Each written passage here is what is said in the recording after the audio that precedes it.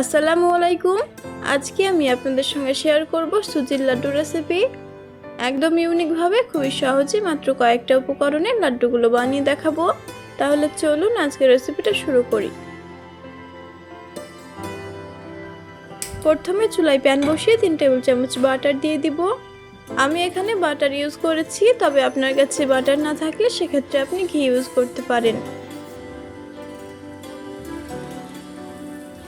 Low to medium আছে butter melt হয়ে গেলে অ্যাড করছি কিছু ড্রাই ফ্রুট।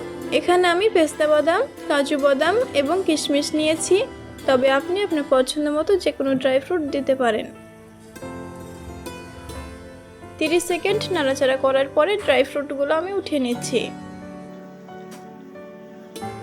এবার প্যানের মধ্যে যে অবশিষ্ট বাটার আছে এর মধ্যে আমি 1 কাপ সুজি অ্যাড করছি।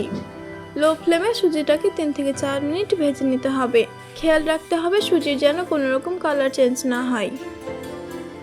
1/4 কাপ নারকেল অ্যাড করছি। নারকেলটা দেওয়ার পর 2 মিনিট নাড়াচাড়া করতে হবে।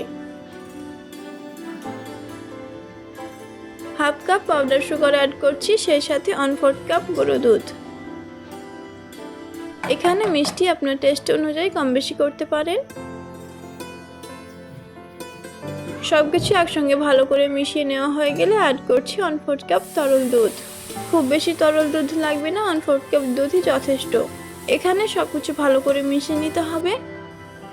মিশ্রণটা একটু আঠালো হয়ে গেলে এটাকে নামিয়ে 15 থেকে 20 মিনিট ঠান্ডা হওয়ার জন্য রেখে দিব। মিশ্রণটা ঠান্ডা হয়ে গেলে অনেকটাই শক্ত হয়ে যাবে।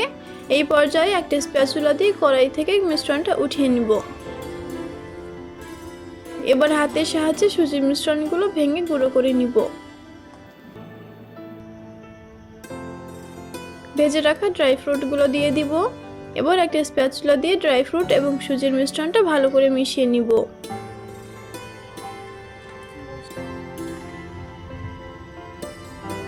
হাতের মধ্যে অল্প একটু মিশ্রণ নিয়ে গোল করে লাড্ডু পাকিয়ে নিব।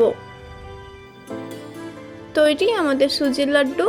ভীষণ টেস্টি হয়, মুখে দিলেই মিলিয়ে যাবে।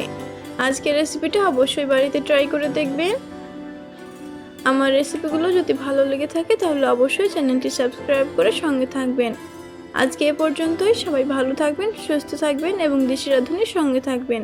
আল্লাহ হাফেজ।